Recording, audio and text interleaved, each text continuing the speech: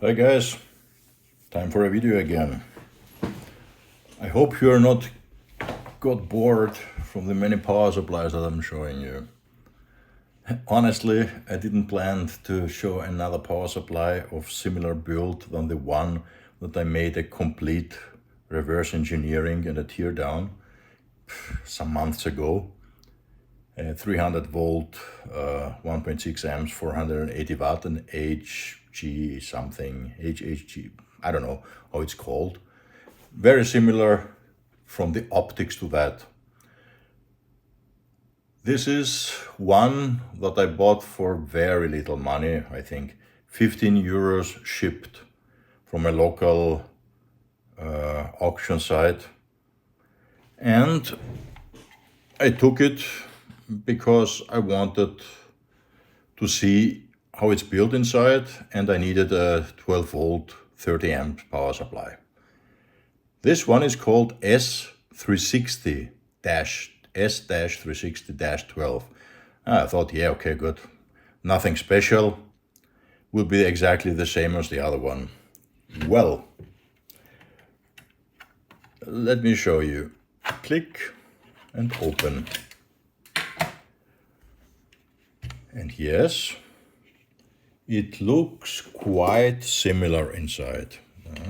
Like that. Look so that we can see it better.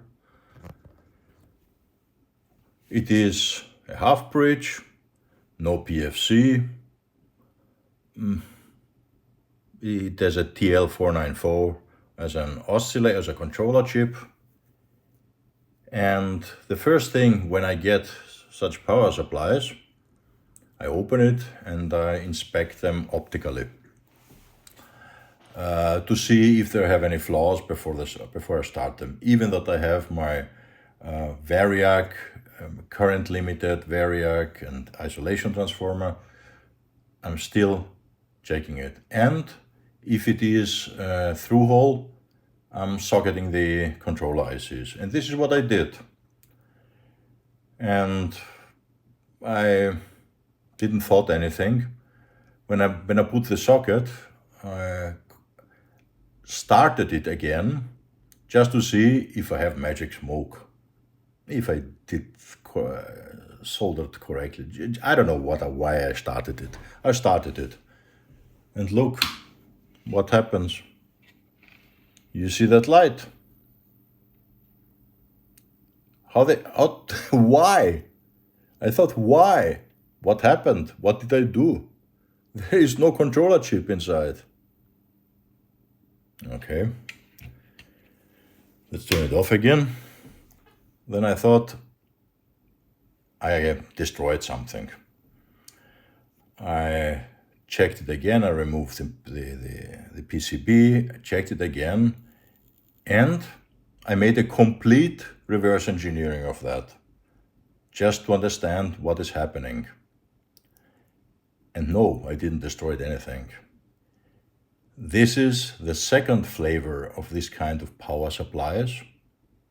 The one that I showed you months before, many moons before, had a second auxiliary chip, as a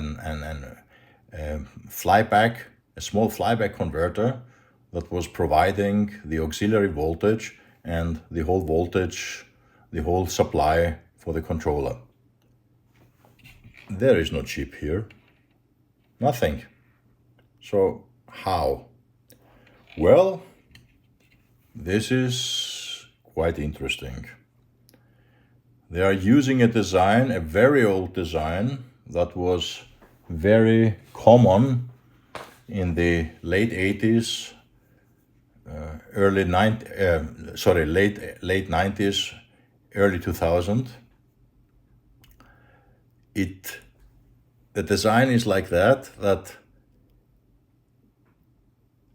instead of using an additional chip that seems that at that time, first of all, there were not many these cheap chips available, or they didn't want to use one. They made a self-oscillating starting design. I never thought that this would be, because this is so really old. I know this from design from the 80s, when I was repairing 5-volt 200 amps power supplies for large industrial computers. They had similar circuits, but I never saw it on something smaller or since then, and definitely not nowadays. But they do it. Well, let me show you how this thing looks. Let's start with a schematic. Where do I have my pointer? Somebody give me my pointer. I lost my pointer. Here it is. I found it. When we start from left to right, nothing special. Mains filter, rectification, switch for either full wave rectification or voltage doubling. When the switch is closed, you have a voltage doubler. When the switch is open, you have come on. When the switch is closed, you have a voltage doubler, and when it's open, you have a full wave rectification. Here you have an anti-C for inverse current limiting. Very interesting where they put it. Normally it is somewhere here. They put it on the low side, on the ground side. But anyway, we have here the buffer capacitor, the input filter capacitors. Then the DC blocking capacitor for the half bridge, because this is again a half bridge. And here we have the first differences. Here they use power, high voltage BJTs, no MOSFETs. Okay, no big deal. Then the whole thing goes through a snubber circuit, and here you have the primary of the transformer, the power transformer. But where does the other side go? Look at that. It doesn't go on the middle of the totem pole. It goes through the driver transformer to the middle of the totem pole. Well, this is how they do the self-oscillating. I would just say only a few words how I see that it works. If you are interested in exactly understand how it works, I will provide links in the description. To be honest, I'm not interested really to know. I understand enough to repair it, but I'm not interested how they do it, because I will never design like that. This is ancient, yeah? And it uses, of course, special magnetics. The driver transformer here is not only a small toy transformer. When this thing works in full load, the whole primary current goes through this transformer. So this is not toy, yeah? This has to be a good transformer, otherwise the whole isolation is for nothing. Anyway, we have then the primary side of the driver transformer that goes to this driving circuit. This is a part of the self-oscillation. From what I see, when you start the whole system without a controller, for example, without a TL controller, one of these two BJTs starts earlier because of differences. Both of them are quite very slightly biased, so they can start easily. At the moment this one starts, it induces a voltage on the secondary. Here you have another difference, that you have on the secondary side, you have a secondary winding that's for the auxiliary. Look, oops. Wait, I will do it a little bit better. Yeah. When it is self-oscillating, you have some 7 volts. That is more than enough to start the TL494 to oscillate. And when it is normal oscillating with a TL, you have a very much higher voltage here. The rest, is the same. You have a full wave rectification with snubber circuits. The secondary coil, the shunt, and the filtering on the output. This is nothing different. This is here just how they rectify the auxiliary voltage that is needed to drive to power this circuit. You have again the this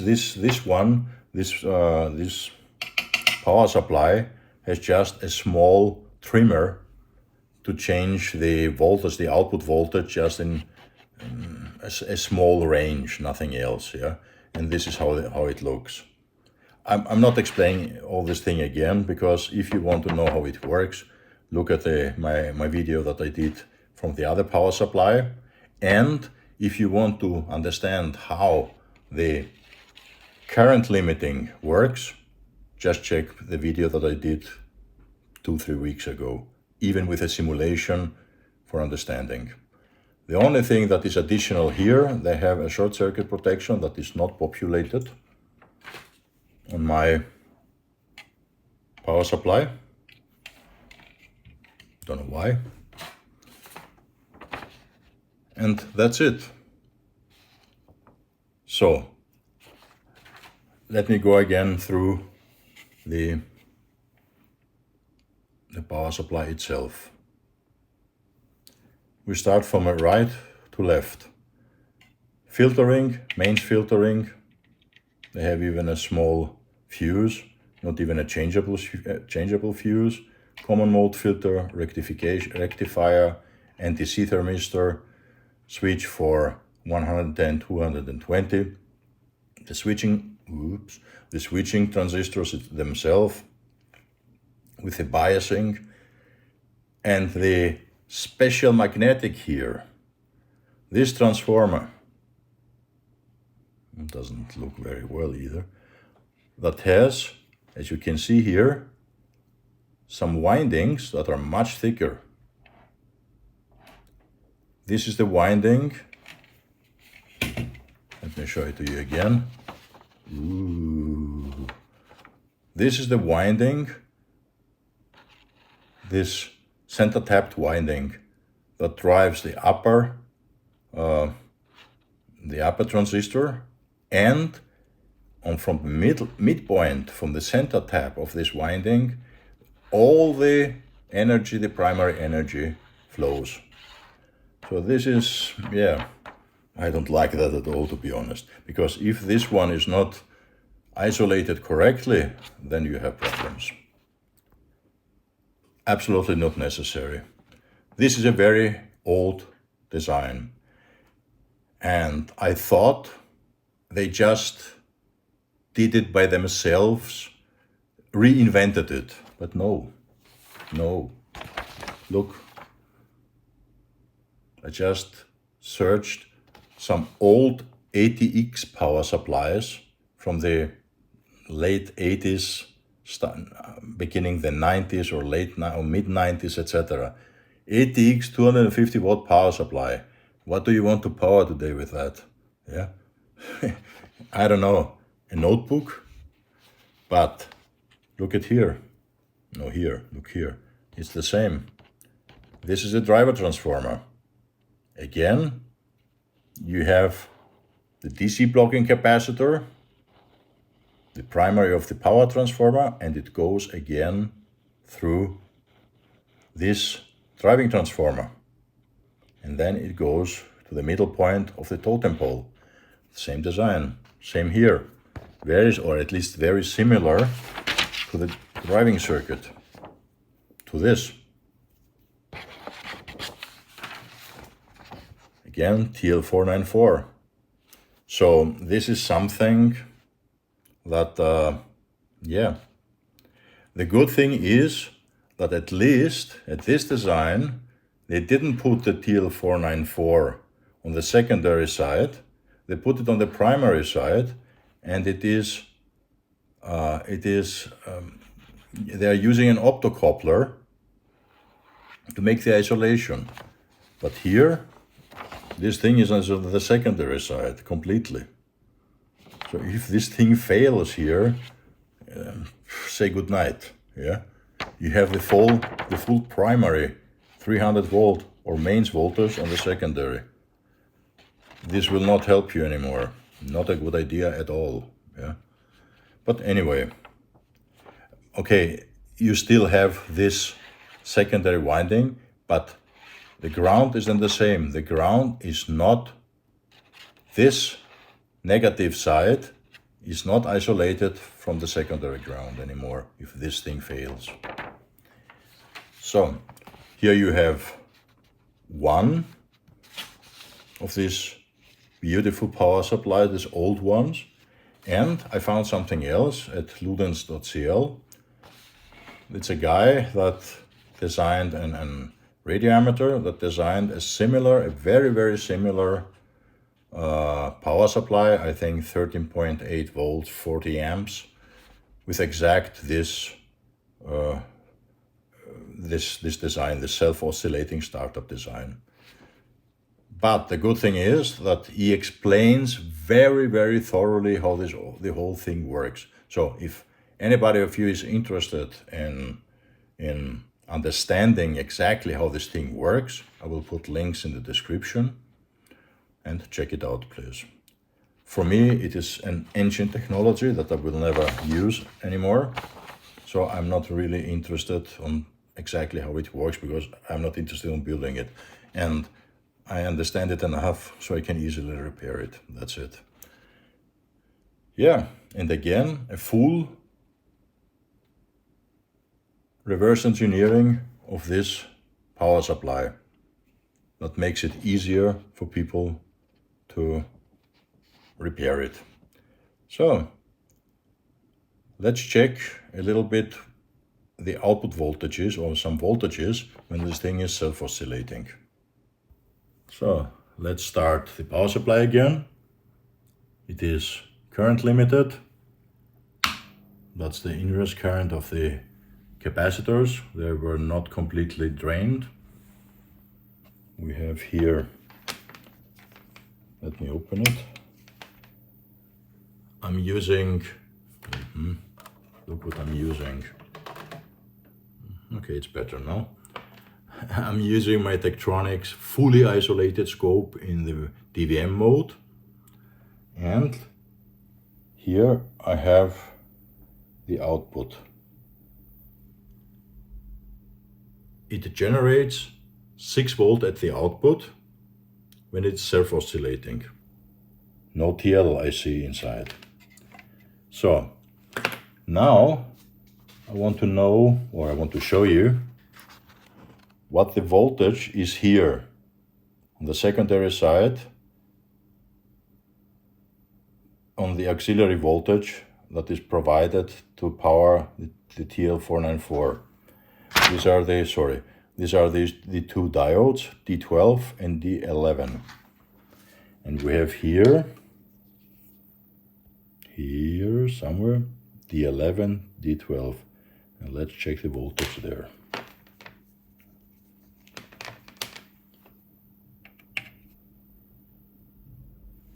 And we have 7.5 volts.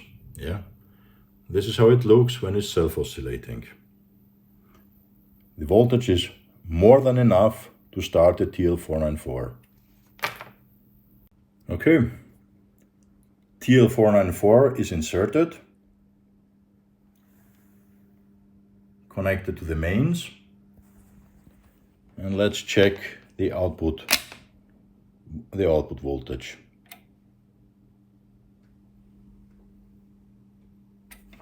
I have to take that thing away. It's exactly the 12 volts that it should have. And now let's check the voltage on D11 and D12. When it is not self-oscillating, this is now fully controlled via the controller chip. Almost 13 volts or something. This is how it looks. So, this is what I wanted to show you. The design, the complete reverse engineering, the schematic is available on request through the comments. It is, to be honest, very, very similar to the other one that I showed you some moons before, but it has a big difference that this thing is self-oscillating. It has a self-oscillating option that honestly I don't like at all, because it uses this special magnetics here. This is not a standard driver transformer. One of the windings must be much more powerful, much better isolated, because all of the power that you can see here, all of this power that goes to the DC blocking capacitor through the primary goes through this winding here. Anyway, this is how they did it.